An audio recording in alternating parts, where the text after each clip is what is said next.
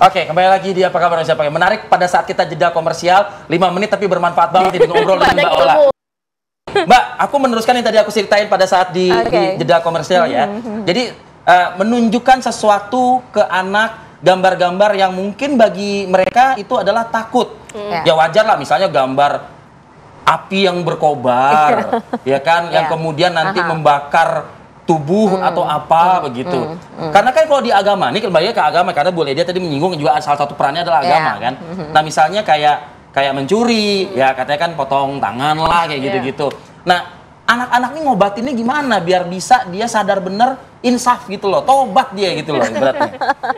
Oke, ini sesuatu yang menarik ya. Jadi kalau kita bicara anak, kemampuan mereka untuk memproses informasi kan tergantung kepada usia mereka. Jadi orang tua atau orang dewasa perlu tahu untuk masuk ke dalam pemikiran anak, kita lihat usianya. Dan memang yang paling tepat di usia ini adalah diberikan contoh konkret. Di usia berapa tuh Mbak? Di usia 10 tahun. Sejak itu udah bisa? Nah itu sudah bisa sebetulnya. Jangankan 10 tahun, 7 tahun aja kita sudah mulai lakukan gitu ya. Untuk memberikan contoh mana yang boleh, mana yang tidak boleh. Tidak bisa hanya sekedar verbal. Kita perlu kasih contoh-contoh, tayangan, gambar. Kita diskusikan gitu. Kalau seperti ini nanti dampaknya begini gitu ya. Jadi sebetulnya anak juga perlu untuk dikenali gitu ya dampak-dampak dari perilaku yang akan dia tampilkan. Dia harus ekstrim yang akan membuat dia nanti justru malah agak down begitu. Nah sebenarnya tidak, ketika kita men-shape-nya dengan sangat baik. Kita bilang ini adalah terjadi jika kamu melakukan hal tersebut. Jadi nak kita jangan ya. Ini banyak contohnya nih, Papa kasih tahu ya. Misalnya nih, ada anak usia kamu juga, ternyata dia harus berurusan dengan polisi. Ini ada anak usia kamu juga, prestasi belajarnya menurun. Kemudian dikeluarkan dari sekolah dan lain sebagainya. Itu tidak ada masalah sebetulnya.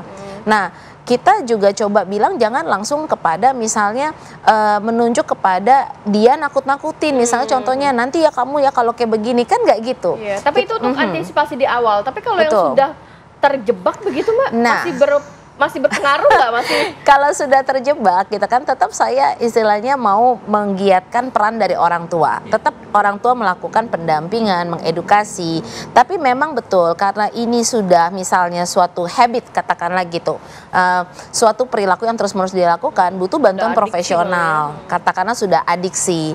Dan biasanya beberapa terapi yang bisa dilakukan profesional itu antara lain adalah cognitive behavior therapy. Karena tadi kan di kognitifnya dia itu yang sudah terpatri untuk selalu mau main, kecanduan gitu kan. Kemudian juga dia pernah katakanlah menang, jadi ada dopamin yang terilis gitu, neurotransmitter di otak yang berhubungan dengan rasa senang, adrenalin rush gitu kan, yang akhirnya bikin dia kayaknya mau terus karena ada sensasi serunya mungkin buat dia nunggu menang apa kalah gitu kan ya. Nah itu perlu dibantu dengan terapi yang kita sebut cognitive behavior therapy. Dan biasanya profesional juga bisa memberikan terapi lainnya yaitu behavior modification therapy. Nah jadi sebetulnya tidak bisa lepas juga dari katakanlah kerjasama antara orang tua dengan profesional, baik itu psikolog maupun psikiater. Mohon maaf, psikiater itu misalnya dalam artian juga kita butuh intervensi farmakologi ketika misalnya dia depresi gitu atau mengalami kecemasan yang berlebihan, maka mau tidak mau juga harus juga berinteraksi untuk mendapatkan bantuan dari profesional lainnya, salah satunya psikiater juga. Gitu. Nah, kalau misalnya melakukan apa ya semacam kayak pengobatan terhadap tadi Rati mengatakan anak yang terpapar ya, yang sudah terpapar, bukannya preventif, ya kan? Tapi sudah terpapar gitu. Kayaknya nggak mesti harus si anak aja ya, mungkin satu keluarga itu juga mungkin harus juga berubah total ya kayaknya. Betul, karena kalau kami para psikolog melihat bahwa tidak bisa hanya anak yang berproses. Tapi orang tua juga perlu untuk berproses kan. Dia perlu untuk juga mengawasi penggunaan gadgetnya, kemudian screen time-nya anak, kedekatan diri kepada anak. Betul. Dan juga tadi kontrol untuk terkait uang saku, akses ke internet, kemudian mungkin tadi lingkungannya teman-temannya bagaimana dibatasi. Betul. Jadi tidak mungkin sebenarnya anak hanya dikasih katakanlah ke profesional, kemudian anak berproses sendiri, tapi lingkungannya di dalam keluarga si ayahnya tetap aja asik dengan gadgetnya. Iya, itu kayaknya mohon maaf kayaknya prosesnya bakal tidak efektif. Jadi tobat satu rumah berarti itu kan gitu ya. Bu Ledia, kalau dari aspek pendidikan kan banyak sekali sering dilakukan di sekolah-sekolah, singkat ya Bu ya, semacam tindakan-tindakan represif ya, saya mengatakan dengan razia gadget dan lain sebagainya gitu. Kalau di pondok pesantren tuh Bu, gadgetnya disita, dipukul pakai palu Bu gadgetnya Bu, gitu. Nah yang kayak gini nih masih efektif nggak Bu? Dengan tantangan kita yang seperti ini? Nggak, menurut saya pertama gini, kalau memang itu harus dibuat satu kesepakatan, karena dengan kesepakatan dia akan lebih menyadari. Jadi ada puasa gadget juga, bukan cuma puasa nggak makan nggak minum, tapi puasa gadget. Yang itu harus disepakati oleh semuanya.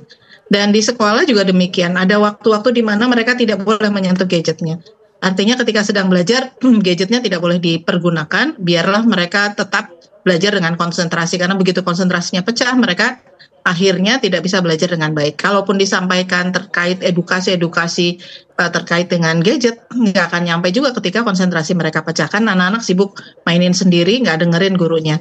Terus kemudian yang kedua, kita juga tidak bisa kemudian menghancurkan, karena sebagian anak-anak kita ada juga yang mereka tidak melakukan judi online, tapi menggunakan gawainya mereka untuk katakanlah mulai digital marketing. Itu juga kan tipis-tipis gitu ya bedanya. Jadi dan dia mendatangkan uang. Jadi orang ketika kemudian orang dewasa tidak paham sebenarnya apa yang dilakukan oleh anak, nanti akhirnya bisa menuduh tapi tidak tepat.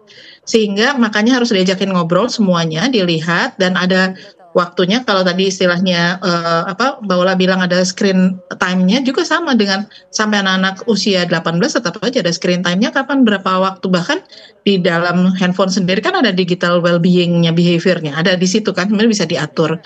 Nah, makanya kemudian kita mesti sama-sama diajak ngobrol, diingatkan, baik yang mau preventif ataupun tidak. Jadi kalaupun yang katakanlah sudah kecanduan, dia juga harus tahu terapi apa yang akan dia lakukan, dan dia harus bisa mengikutinya, sehingga dia udah tahu dia akan diarahkan kemana.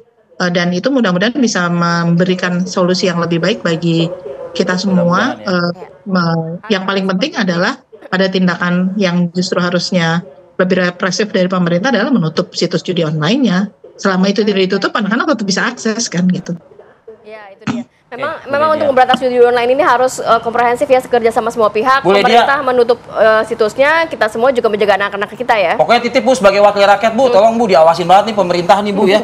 Ya artinya kementerian-kementerian loh ya kan, karena masa depan anak ini juga menjadi tanggung jawab negara kan. Betul sekali. Baik, terima kasih banyak Bu Ledia dan juga Mbak Ola sudah hadir pada pagi hari ini.